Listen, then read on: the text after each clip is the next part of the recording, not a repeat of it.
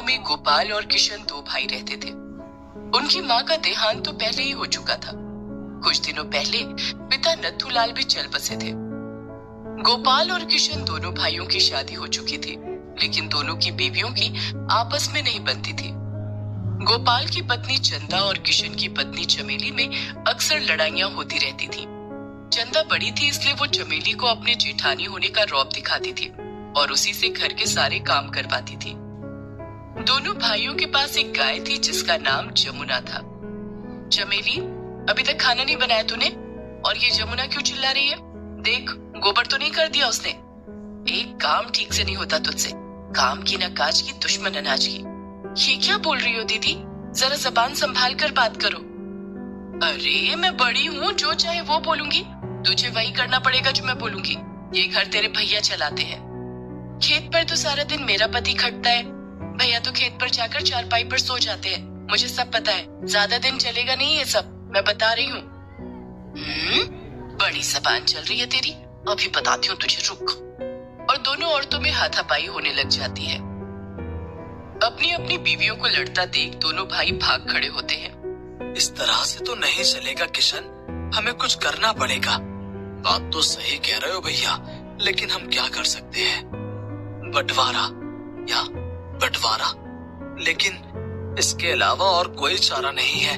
दोनों लुगाइयां ऐसे ही लड़ती रहेंगी तो हमें एक दिन हार्ट अटैक आ जाएगा।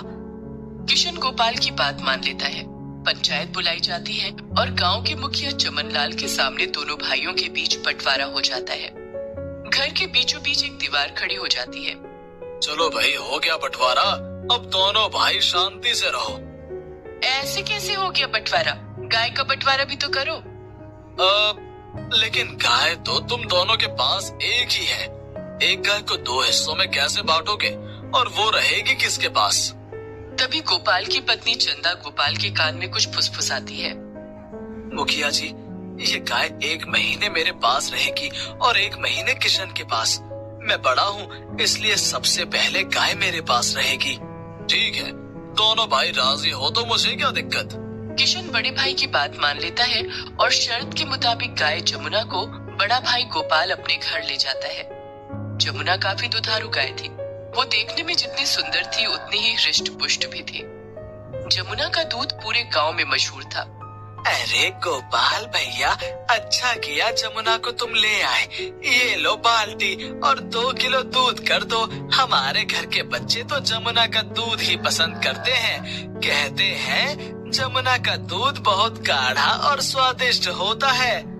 हाँ हाँ, अभी लो भैया 2 किलो दूध। अब सुबह शाम गोपाल के घर के बाहर ग्रामीणों की लाइन लगी रहती थी। गोपाल जमुना के दूध की दही जमाता और मिठाइयाँ बनाता। उसकी मिठाइयाँ पूरा गांव खरीदकर बड़े चाव से खाता। ये सब देखकर किशन की पत्नी चमेली चलने लगी।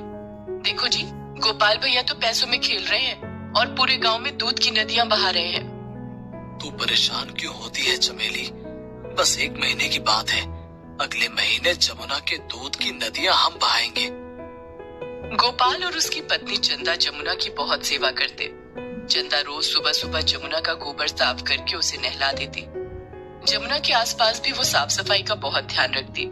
जमुना को मक्खी मच्छर से बचाने के लिए वो गौशाला में रोज धूप जलाती। गोपाल जमुना को बड़े प्यार से चारा खिलाता। खा, भरपेट चारा खा।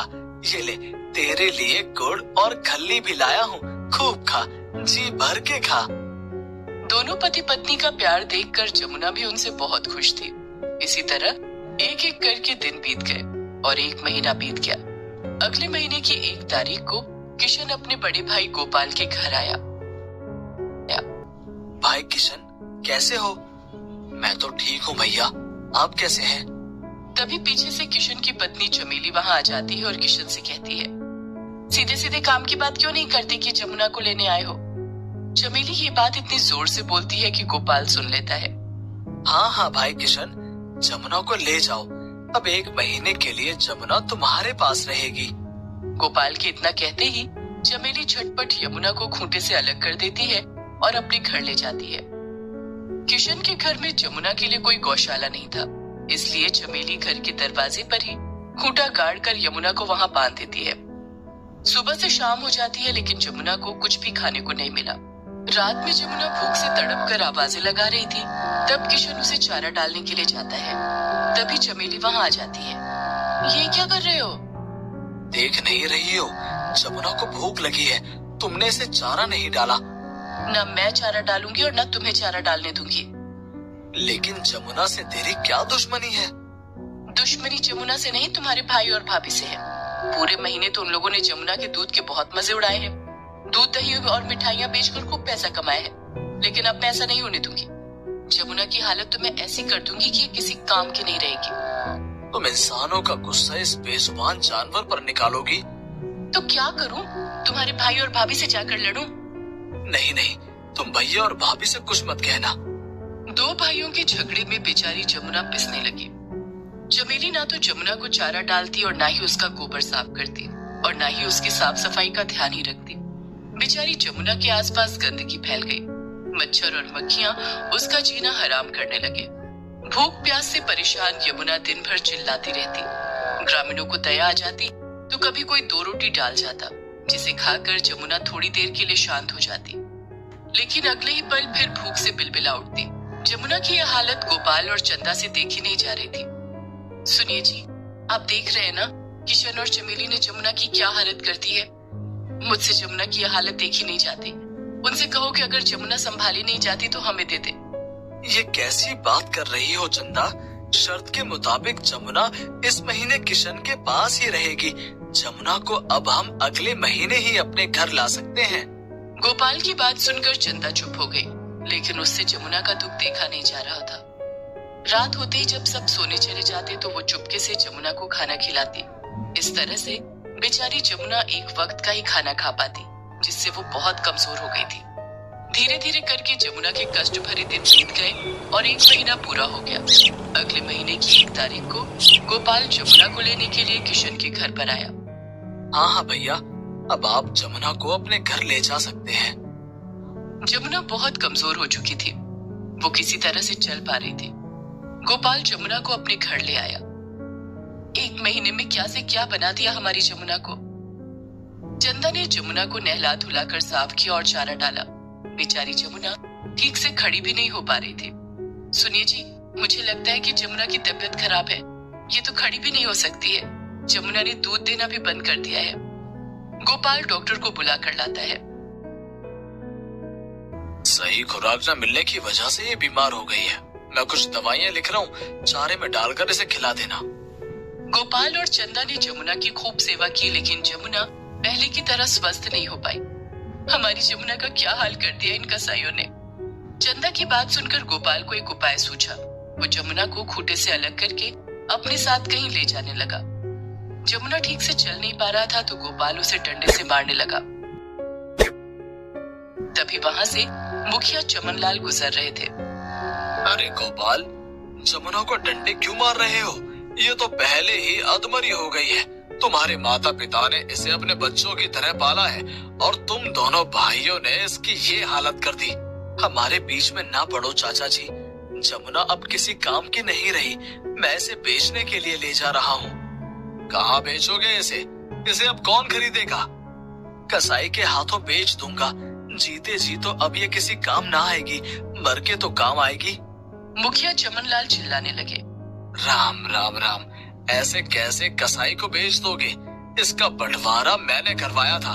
अब इस बात का फैसला मैं भी करूंगा, वो भी पंचायत के सामने। अगले दिन पंचायत बुलाई गई। दोनों भाई अपनी अपनी पत्नियों के साथ पंचायत के सामने हाजिर हुए। हाँ तो गोपाल, तुम जमुना को कसाई के हाथों क्यों बेचना चाहते हो? ये गाय तुम्हारे माता पिता की आखिरी निशानी है।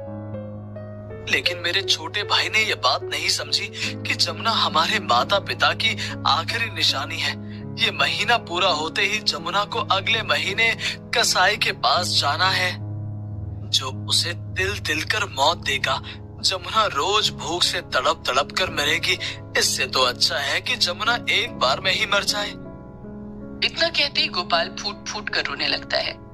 गोपाल की बात सुनकर छोटे भाई किशन को उसकी गलती का एहसास होता है कि उसने क्यों नहीं अपनी पत्नी चमेली को जमुना के साथ बुरा करने से रोका। किशन और चमेली दोनों ही बहुत शर्मिंदा होते हैं। भैया, मुझे माफ कर दो, गलती मेरी है। मैं भूल गया था कि गौ माता होती है और जमुना को तो हमने हमेशा अपने घर की लक्ष्मी माना है। मैं जमुना को अपने साथ लेकर गया था, सारी उसकी जिम्मेदारी मेरी थी। मैं अपनी जिम्मेदारी नहीं निभा पाया। जमुना की इस हालत का जिम्मेदार मैं हूँ। हमने आपसी झगड़े में एक बेजुबान के साथ बुरा बर्ताव किया। आज से जमुना हम दोनों की है। जमुना का बंटवारा नहीं होगा। मैं तो कहता हूँ कि हमारे घर का ही बंटवारा नहीं होगा। हम एक साथ रहेंगे और जिन्हें ये मंजूर नहीं वो हमें छोड़कर जा सकता है। ऐसा कहकर किशन ने अपनी पत्नी चमेली की तरफ देखा। चमेली किशन का इशारा समझ गई। पंचायत के सामने दोनों भाई एक दूसरे के गले मिले और हमेशा साथ रहने का वादा किया। घर के बीचों बीच बनी दीवार उसी दिन तोड़ दी गई।